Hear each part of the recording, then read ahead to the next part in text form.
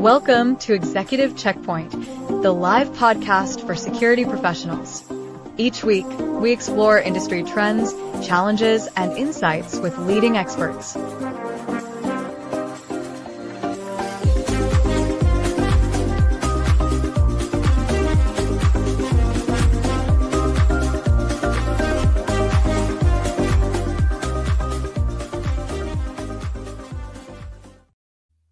Welcome to Executive Checkpoint, where security professionals gather insights to navigate the dynamic and ever-evolving world of physical and cybersecurity. I am your host, Tino Urbina, and today we have the privilege of speaking to James Rores, CEO of the Floriss Group. James is a transformational leader who has spent decades helping organizations rethink growth, leadership, and sales through the lens of servitude leadership. As the creator of the WINS model, he has coached thousands of executives, guiding them through how to remove friction, build trust, and accelerate success. His insights have reshaping how businesses approach leadership and customer engagement, making him a sought-after advisor for companies across many different industries, including the security industry. Today, we'll dive into James's journey, how he developed a leadership philosophy rooted in service, the impact of trust-driven sales, and what security professionals can learn from his expertise in growth and transformation. So we're excited to have you, James. It's been a minute since you and I chatted, and here we are. Welcome to the show. Thanks for having me. I'm looking forward to the conversation. Absolutely. So, James, let's start with your journey. You spent decades coaching executives and organizations in growth and leadership.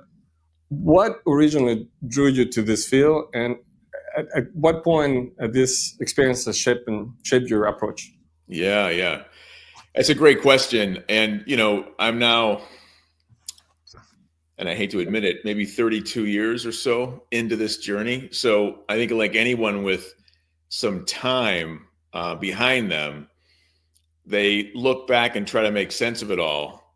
And I guess that's what I can try to do. But I can tell you that, how I got started really was interesting.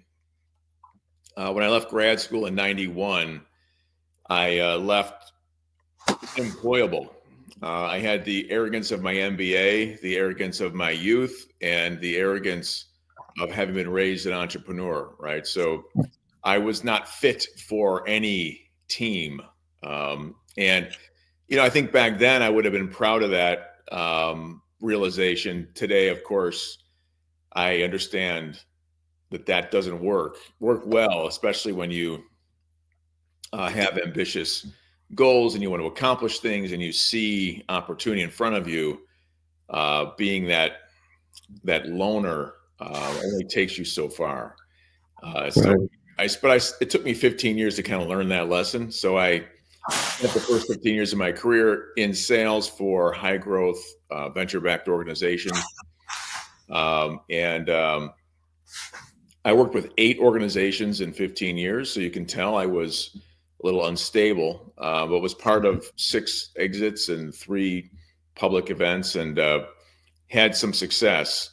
So I learned how to be successful really using all the wrong, unsustainable ways to get there. And so I burnt out in 2005 and took some time off and retooled my life. And then founded this company in 2006. So since then I've been doing this and worked with about 27,000 sales and customer facing team members, and have over the last few years been thinking about, how to, as you've experienced, frame what I've learned in a model that we now deliver to folks. And yes, I'm an example of somebody who can change.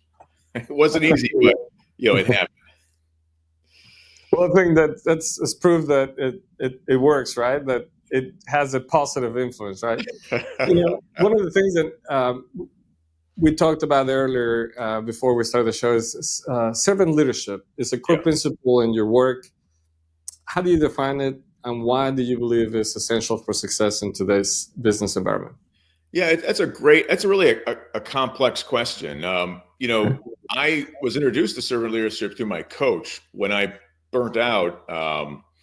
And really it was at the top of my career at the time. I'd never been more successful, and I'd never been less, or I'd never been, less happy. I mean, I was just, it was a wreck. And I was introduced to servant leadership through the book written by James Hunter called The Servant, which is a great book. Very short, 110 pages, but very poignant story about servant leadership. What I took from the book and my research on servant leadership is a very simple way of thinking about it, right? We want to serve the shared goals for growth, and we want to lead people to change. So in the context of sales or in the context of executive leadership, if you're looking to create a team dynamic, and in sales, we create teams that include buyers and sellers. We can think of the buying center as a team that we can earn the right to lead, just as an executive earns the right to lead their team. And right. If you can lead from this perspective, right, I want to serve a shared goal for growth, and I want to lead you down a shared path to change. What's nice about that model is the word shared.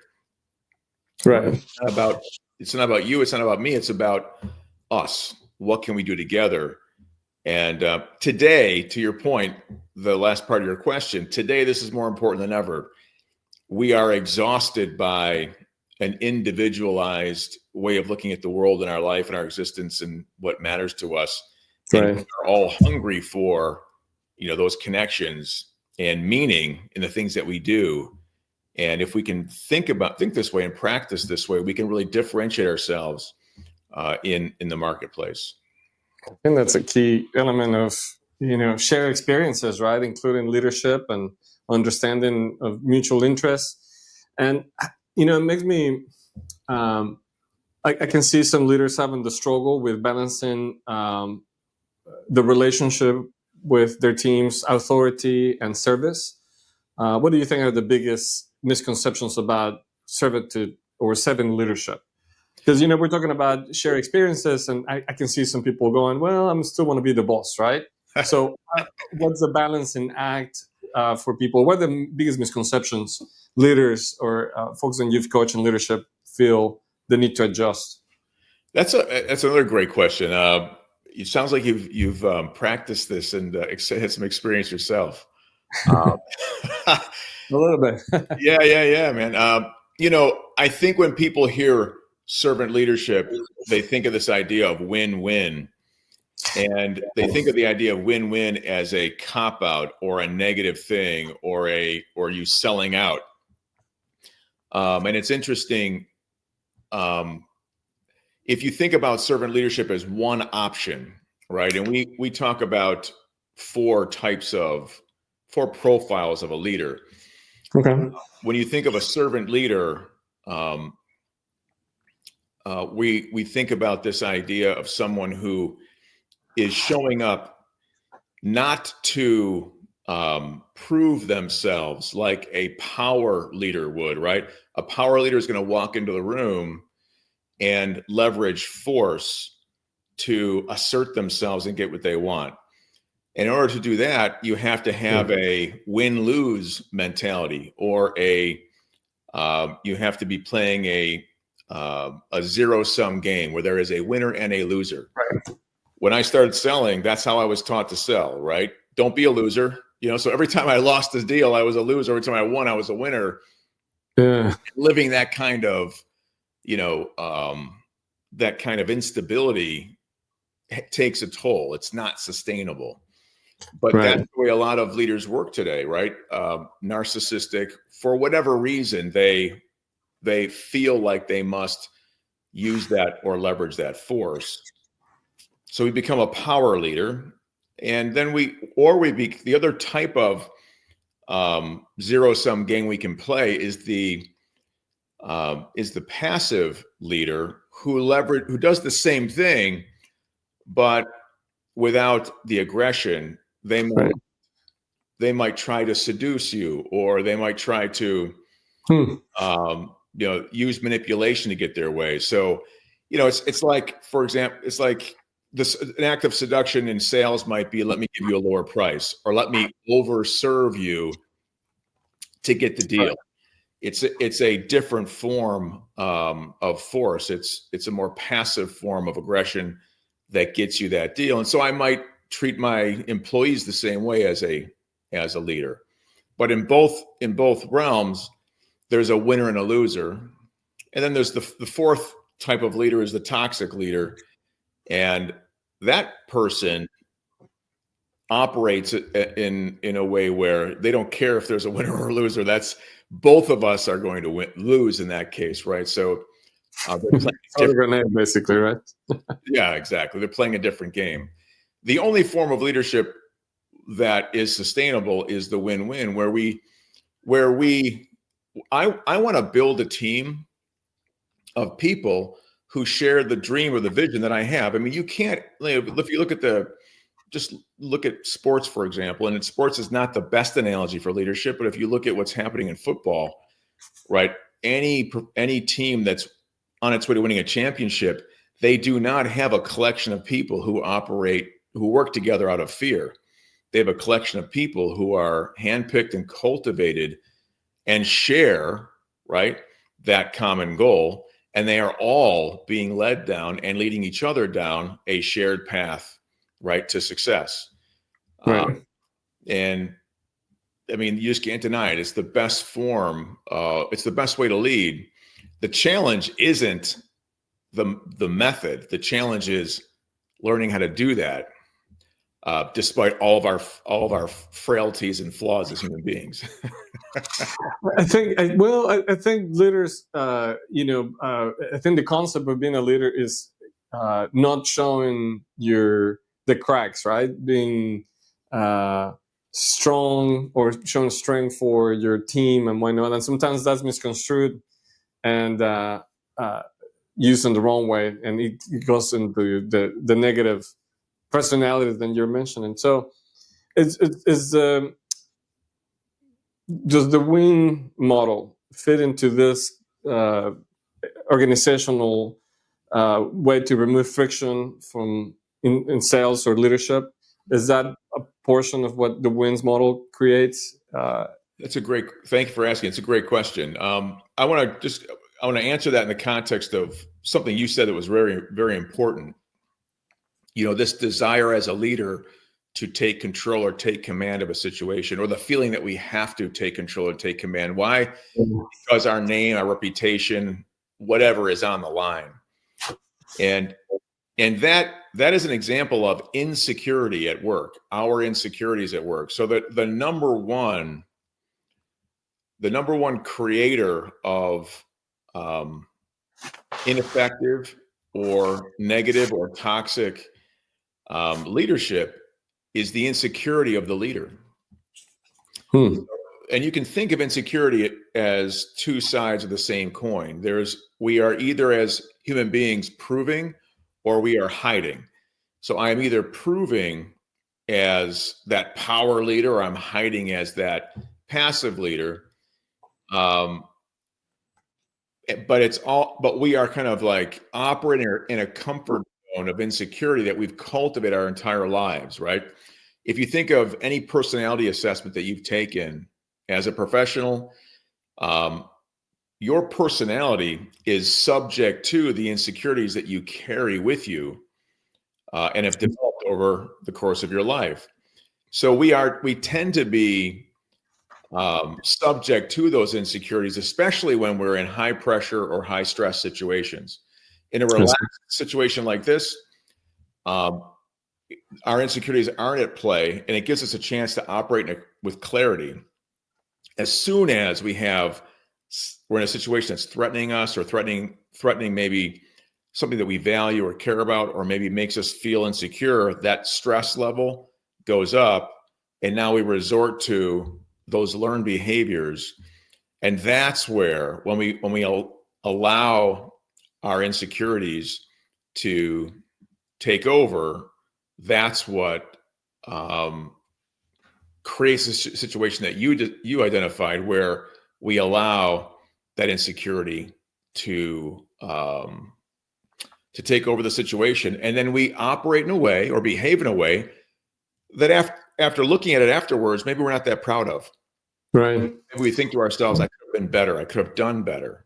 Sure. You know, it's interesting. You mentioned critical moments or high-stake environments, because professionals in the security industry, we operate under high-stakes environments, and sometimes mission critical. So how can how can that leader apply your philosophy in shipping those relationships within a team or the organization? Yeah. So great question. So, and I appreciate that. When you think about all of this stuff, right? We could make the challenge so big it would be impossible to figure out where to start, right? So, what I have done is I've just thought about attacking this in the context of the conversation. Sure. So, in the context of sales, how do we master the buying conversation? How do we practice sales as a healthy leadership competency? So how do I show up and lead someone down a path to a successful buying decision? In other words, a decision that is in their best interest and my best interest. And any of us who have been buyers, we know the difference. We know the feeling of working with someone who isn't operating in our best interest. We can tell right away by the questions they ask, how they treat us, the answers they give us. We understand what a transactional selling or buying experience is like. And so we just want to be different. We want to be opposite of that, right? So we think of most sales training today is wrapped around a transactional model that and it doesn't matter if you think of yourself as a consultative seller or a value seller or a customer-centric seller. Any of the modern sales training courses out there, and you can name them. I've identified 18 from they're 150 years old to present day. At the end of the day, they all distill down to a very simple process where we're maybe learning a little bit, but we're pitching. We might do some discovery, but we end up pitching right away. Then we propose, and then we defend, right? Where it's a very transactional model where we can't wait to get to, let me tell you about my solution. And then because you're presenting a solution to a buyer, they look at it and they say, well, wow, that's interesting, but I have no idea whether I should buy that or not. So let me go compare it to other competitors. So when you pitch, you immediately give that person a chance to go, or a reason to go shop. So when they go dark on you and ignore you for weeks or months, it's because they're shopping, because you position them to go do that. And then when they come back, you give them a proposal, an option to buy this package for this price. They're like, wow, thank you, but I don't know what to say because I haven't compared your price to anybody else. So they go out and compare now your price. Right. And then if they come back, now you're defending, you're in a negotiation. So that's the transactional model in sales. That's what it looks like. And the same thing can happen as a leader of a team. If you just tell the team, here's my solution, and they're like, and they don't have context for it, and they haven't been part of the identification of the problem. Now you're trying to sell them on a solution that has no context and has no obvious meaning to them. So what do? They now talk among themselves. They start shopping the idea. Does this make sense? Does this sound ridiculous? And then you're now fighting, as a leader, you're now fighting all this friction that exists inside that team that you created by virtue of the way you treated those folks. Self-inflicted, right? Yeah, exactly. Went back and frame it, because as you were sharing, I was thinking that I can see a lot of folks getting into conversations that have nothing to do with sales per se, but they're in a technical environment, and they need to get a point across a difficult conversation, and they are creating their own worst nightmare, right? At the end of the conversation, they expect a solution, and what they got was probably more problems. So I feel like change is very difficult, especially in industries like security, because we are risk adverse. So what strategies do you recommend, someone to overcome resistance to new leadership or a new growth approach? Or in fact, we've been talking about here recently about AI and its impact. Change is difficult. So what is your strategy to overcome that resistance, internal or team? Yeah, it's it's a great question. Change is difficult for most folks, but I'll let you in on it's a little secret, but it's gonna feel so obvious, right? Those are the best. Exactly. People go, oh yeah, huh? Right. We can get into the science behind it, but we don't have to. We can just talk about it at a high level. Let's just assume that change is difficult. Right. Which is more difficult, right? When I understand the solution better than I understand the problem, or when I understand the problem better than the solution? What we find is that with buyers especially, and the example I gave earlier, is that if you spend most of your time talking about your solution and the buyer really doesn't understand the problem, right, change is way more difficult. Right. You create a much longer buying cycle and much more friction, much more confusion in that process. If the buyer has a deeper understanding of the problem they face, then change is much easier. It happens much faster. And the thing that most salespeople don't think about is the amazing value to you if you're the person, right, that helps the buyer understand the problem at that deeper level. When that happens, that's when we become thought leaders. That's when we become trusted advisors, right? That's when we become subject matter experts. We don't become those three things because we've told them we're that smart. We've demonstrated our wisdom by asking them questions that expose the reality of the situation they're in. We open up their eyes. The questioning paradigm we train on is we direct, we connect, and we expand. We direct the conversation by helping folks walk through a very specific cycle, the WINS model. We then connect by demonstrating our empathy and understanding of where they are. And then we expand by helping them think bigger about understanding the problem at a higher level than they do today. Because again, as a salesperson, you understand the problem your clients face way better than they do, because you've been doing this for so long. You've talked to hundreds and hundreds of people. So share that wisdom, share that knowledge, not by telling them, but by asking them deeper questions that allow them to stop, pause, be thoughtful about where they are. And if you establish a situational relationship like that, you then earn that mantle of leadership. And then you become the person they want to talk to every time a challenge arises. And you become the person they want to refer to their friends, refer to their constituents. And I know, Tino, you've had that happen in your career. Most of us have experienced that, but most of us don't have a model to replicate that. That's key. And there is one thing that you touched base on. I think when you bring value to the market, in this case, the expertise to ask the right questions, and I was told some time ago that questions are essential, but the right questions are what makes change, right? We're in an industry that evolves, so is leadership.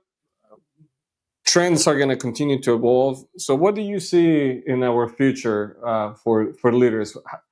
How should professionals prepare for the future? What are the things that you see coming our way?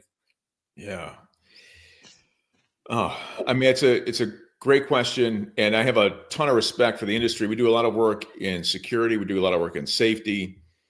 And one of the things that you just cannot get away from is the impact that technology and advanced technology is going to continue, has played, and is going to continue to play in the area in terms of solving the challenges that are in front of us. And a lot of this technology is creating the problems that are in front of us. I talk often with folks about AI, for example, and how, and you've heard, anyone who's been in sales for any length of time, I've been in sales through, multiple recessions, for example. And we always hear about, when we come out of these recessions, we always hear about how those recessions have impacted or will impact business and sales.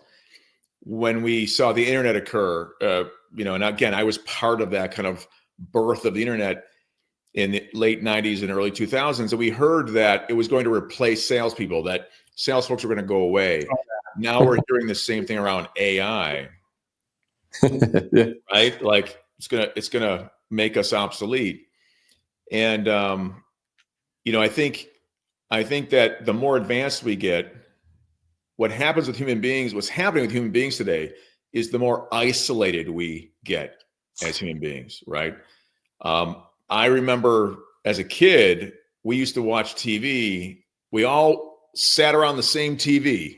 We all watched the same show together. And we all had these shared experiences, right? Now my kids are out of the house, but when they're home, all four of us, me, my wife, my two daughters, we could all be watching different things in the same room on 4 different devices, right? And I know that's a common experience, but it's occurring throughout our personal lives as well as our business lives. So what I'm getting at is this movement toward isolation creates a void, and as human beings, we crave community, we crave connection, we crave having a conversation with somebody who cares about us, who isn't trying to just make a buck. If you can position yourself as that kind of human being that has a level of interest, right? You don't just care about the deal, you care about the right deal for you and for the person you're talking to. Right. You adapt and adopt that sensibility and do it sincerely, right? Not in a manipulative way, because, right, manipulation is defined by your intent. What is your intent? If the intent is a shared success, and you can show up that way, you don't necessarily need to have a deep skill set. You'll be attractive in and of yourself based on the way that you show up. Now, you'll need the skill set to make sure you're talking to somebody who you can serve, right? Because we're not going to just lead or try to sell everyone. We want to find folks, we call them our always buyer. We have to know who we are best equipped to serve. We can ask a few questions and understand if we're talking to that right person, and then continue to lead them down that path to change. But if we can start with that desire, right, to create a positive shared experience, I'm suggesting to you, Tino, that as human beings, especially today and into the future, we're going to be craving that more and more. So folks like us who embrace that approach will become more valuable, will become more differentiated, right? More unique and more special and more successful. Right.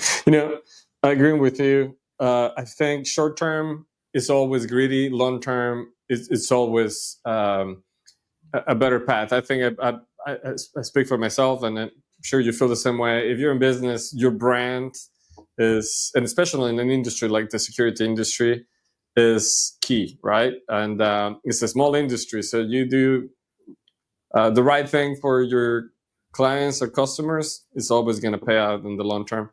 Well, James, one last question. I think this has been a great interaction. We need to do it again for sure. Skill-wise, think about you when you started your career versus today. What's the one skill that you feel carry you to where you are today, or the one skill that you will advise someone at that point in their career to acquire so they can see themselves in future successful as a leader. Wow, dude, you're causing me to take an inventory of all the things I've done wrong in my career. Well, don't we learn from that? Yes, yes. So that might be, the best skill, right? That willingness to, so I'll put it in a simple way, right? So most human beings, and again, I'm an older dude, right? I got a young heart, but I'm chronologically, I'm an old dude, right? So I have some years behind me. Hopefully I have a lot more years in front of me, but what I've learned is, we all walk through life, right? I just recently had a dear friend of mine pass away, and all of us have these moments where we experience an unexpected passing of a friend or a loved one, and it causes us to stop and think. And we, for a moment, we become more aware of the fact that this all will end someday, right? So I think not losing the awareness that we are not these blocks that just kind of pass through life, and everything else around us is changing, and we have to maintain this level of stability and control, and this illusion of control as we go through our careers, as we go through our lives. The greatest skill I think that I've developed over time is recognizing that there's a beginning to and an end to everything that I'm doing. And we've all heard this idea that the only constant in life is change, is impermanence. But most of us don't think of it as applying to us. It applies to other people, right? But if you can think about the fact that, that change is happening all around you, and allow that change to also occur to you, allow it to also happen to you. Right. Instead of being this stable block of, I'm not going to change, I'm going to continue doing it this way, which, as you know, right, if we refuse to adjust, we'll become passé, old, we'll be thrown out way before our time. So I think being inquisitive, that having that growth mindset, and being willing to be introspective, evaluate yourself, evaluate situations, not in a critical way, not in a negative way, but in a critical way that will allow you to make strong decisions about what's next. I think that's an amazing skill set, and will serve you decade after decade after decade. And you know what? As you get older, it will allow you to work smarter, right? Not harder. And this is the greatest gift you can give yourself as you go through a career. Imagine being a transactional salesperson throughout your entire career. If, as a transactional salesperson, you make every next sale harder because you're not doing anything to build equity or trust within your community. You have to change communities, like I had to do in my first 15 years. I had to change jobs every 2 years. But if you can think of yourself as a servant leader and what we call a growth multiplier, every next sale becomes easier because you're building equity, right, in the community that you're serving, as you said, and life gets easier. Things get success, and the success that you can achieve far outstrips any imagined success you might have had when you started your career. The multiplier. I love that. Well, James, man, thank you for sharing your wisdom and experience. It's been we need to continue this conversation deeply. And I think it will be great to have a group of people that, can join us and have a conversation. And so for folks that want to get in touch with you, I love the wisdom that you share and some of the wins model and whatnot. Where can they find you? You can find me on LinkedIn, James Rores, Rores, or my website, jamesrores.com. And it's easy to get a hold of me, and I'm willing to talk to anybody once. So hit me up. I'd be happy to have a conversation. That's great. Well, again, thanks so much. Thanks for joining us in this episode of Executive Checkpoint. Until the next time, stay informed, stay secure, and we'll see you at the next checkpoint. Thank you.